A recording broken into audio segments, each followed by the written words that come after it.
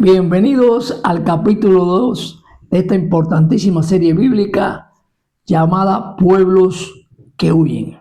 Esta serie está basada en Proverbios 29, verso 2, que dice: cuando los justos gobiernan, el pueblo se alegra, mas cuando gobierna el impío, el pueblo gime.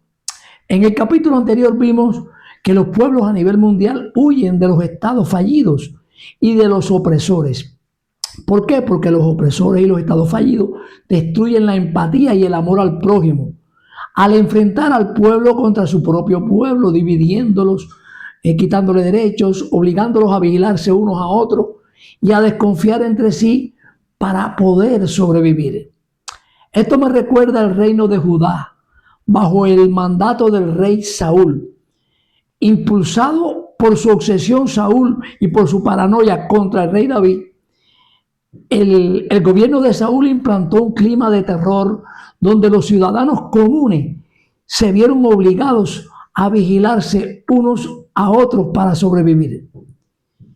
Pero hoy te digo que la mayor prueba de que un gobierno ha fracasado y se ha convertido en un estado fallido es que sus ciudadanos se vean inducidos a vigilarse unos a otros y a huir de su propia tierra para poder vivir con más libertad y dignidad, ya que en su propio país, en su país de origen, el Estado no puede, en la civilización del siglo XXI, garantizarle cosas tan básicas como la electricidad, los alimentos, el agua, el transporte, los medicamentos, los tratamientos médicos, la libertad de expresión y desarrollo personal. Eso no se lo puede garantizar el Estado. Entonces los pueblos no huyen por elección, sino por obligación.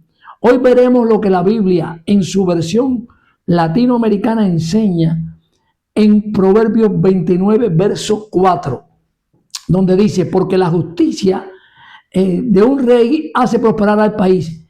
Si solo es un opresor, lo lleva a la ruina. La pregunta es entonces: ¿cómo actúa el aparato estatal del opresor para llevar a la ruina a un país haciendo huir a su pueblo? ¿Cómo hace un opresor para quitarte tus derechos?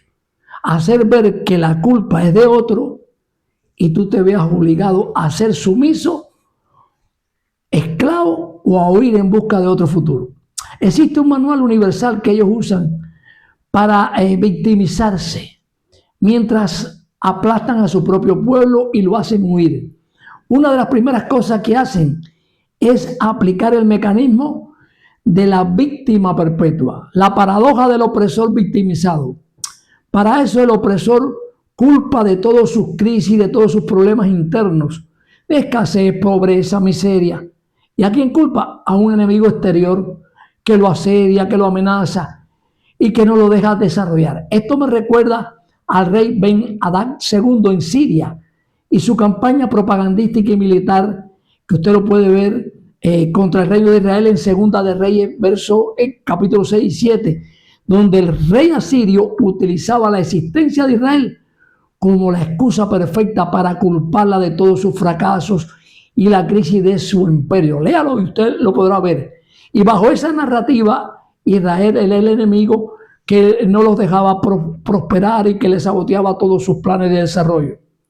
Es decir, el opresor, a pesar de tener todo el control policial, militar, judicial y económico de su país, se presenta ante el mundo como el eslabón débil y agredido. Es decir, si no hay luz, si no hay agua, si no hay comida, si no hay medicina, si las instituciones trabajan mal, la culpa nunca es de la cúpula que gobierna, siempre es de la amenaza exterior.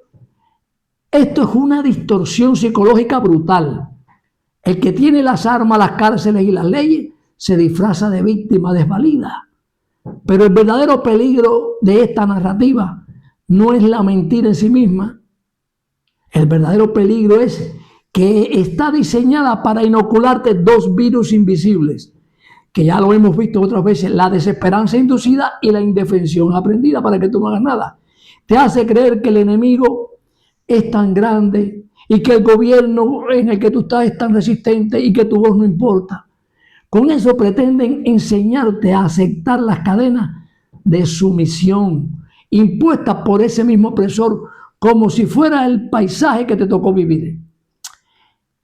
Este fabricado pretexto se ve para hacer ver a cualquier disidente como un traidor. Cualquier protesta ciudadana genuina no se reconoce como un descontento popular, sino como una operación orquestada y financiada desde ese enemigo externo que ellos mismos buscaron. Para eso es que lo hacen. Entonces, ¿qué siguen haciendo? Ese grupo en el poder se autoproclama como el único defensor histórico de la soberanía y la justicia social del pueblo. Es decir, cuando hablan en nombre del pueblo, ellos mismos son el pueblo. Así fabrican siempre una emergencia peligrosa para mantener a la sociedad en una narrativa en su mente, en un estado de sitio o de guerra psicológica constante, para no dejarlos pensar en sus derechos como ciudadanos. Y acto seguido de eso, justifican entonces el uso de la fuerza y la represión bajo el pretexto de defender la nación de esa temible amenaza exterior, justificando así la represión, el encarcelamiento de todos los disidentes y de todos los opositores y la censura como medidas de seguridad nacional indispensables. Con este método de sometimiento intentan llevar al pueblo a un estado de sumisión total y permanente. ¿Para qué? Para ellos poderse perpetuar en el poder. Y aquí viene la gran contradicción con la que ellos chocan fuertemente, que saca a la luz las verdaderas intenciones del opresor.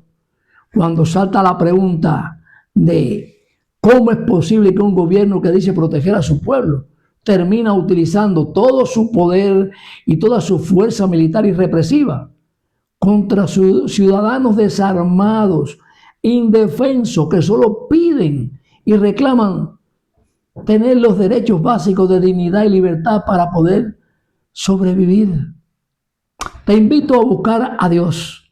El Salmo 9, verso 9 dice: Jehová será refugio del pobre, refugio para el tiempo de angustia.